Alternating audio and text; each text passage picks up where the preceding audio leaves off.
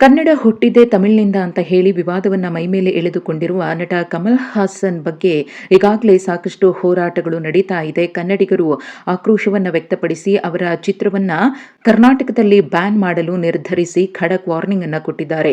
ಈ ನಡುವೆ ಕಮಲ್ ಹಾಸನ್ ಕೂಡ ಕ್ಷಮೆ ಕೇಳಲ್ಲ ಅಂತ ಹೇಳಿ ಉದ್ಧಟತನವನ್ನ ತೋರಿದ್ದಾರೆ.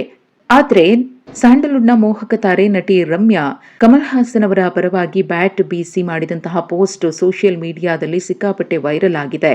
ಹಾಗಿದ್ರೆ ನಟಿ ರಮ್ಯಾ ಹೇಳಿರುವುದೇನು ಅನ್ನೋದನ್ನು ನೋಡೋದಾದ್ರೆ, ದ್ರಾವಿಡ ಭಾಷೆಯ ಅಡಿಯಲ್ಲಿಯೇ ಕನ್ನಡ, ತೆಲುಗು, ತಮಿಳು, ಮಲಯಾಳಂ ಭಾಷೆಗಳು ಬರುತ್ತವೆ. ನಮ್ಮ ಭಾಷೆಗಳಲ್ಲಿ ಸಾಮ್ಯತೆ ಇರಬಹುದು, ಆದರೆ ಯಾವ ಭಾಷೆ ಕೂಡ ಇನ್ನೊಂದು ಭಾಷೆಗಿಂತ ಶ್ರೇಷ್ಠ ಎಂದಿಲ್ಲ. ನಮ್ಮಲ್ಲಿ ಹಲವರು ಸಂಸ್ಕೃತ ಎಲ್ಲ ಭಾಷೆಗಳ ತಾಯಿ ಅಂತ ಅಂದುಕೊಂಡಿದ್ದಾರೆ. ಆದರೆ ವಾಸ್ತವದಲ್ಲಿ ಅದು ಕೂಡ ತಪ್ಪು. ಯಾಕಂದ್ರೆ ಸಂಸ್ಕೃತ ಇಂಡೋ ಆರ್ಯನ್ ಭಾಷೆ.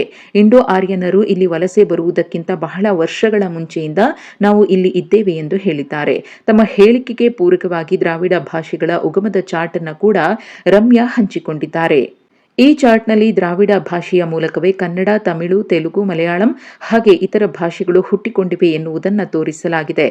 ಇನ್ನು ಕಮಲ್ ಹಾಸನ್ ಅವರ ಥಗ್ ಲೈಫ್ ಚಿತ್ರವನ್ನ ಬ್ಯಾನ್ ಮಾಡಬೇಕು ಅಂತ ಕೂಗು ಹೆಚ್ಚಾಗಿರುವುದರ ಬಗ್ಗೆಯೂ ಕೂಡ ನಟಿ ರಮ್ಯಾ ಮಾತನಾಡಿದ್ದು, ಕಮಲ್ ಹಾಸನ್ ಅವರ ಹೇಳಿಕೆ ತಪ್ಪಿದೆ. ಹಾಗೆಂದ ಮಾತ್ರಕ್ಕೆ ಅವರ ಚಿತ್ರವನ್ನ ನಿಷೇಧ ಮಾಡಲು ಮುಂದಾಗಿದ್ದು ತುಸು ಅತಿರೇಕ ಅನಿಸುವುದಿಲ್ಲವೇ ಅಂತ ಪ್ರಶ್ನಿಸಿದ್ದಾರೆ. ನಾವೆಲ್ಲರೂ ಹಿಂದಿ ಹೇರಿಕೆಯ ವಿರುದ್ಧ ಹೋರಾಡಬೇಕು, ಅದಕ್ಕಾಗಿ ಒಂದಾಗಬೇಕು. ಆದರೆ ಅದಕ್ಕೂ ಮೊದಲು ಪರಸ್ಪರ ಗೌರವ ಕೊಡುವುದನ್ನ ನಾವು ಕಲಿಯಬೇಕು ಎಂದು ಹೇಳಿದ್ದಾರೆ.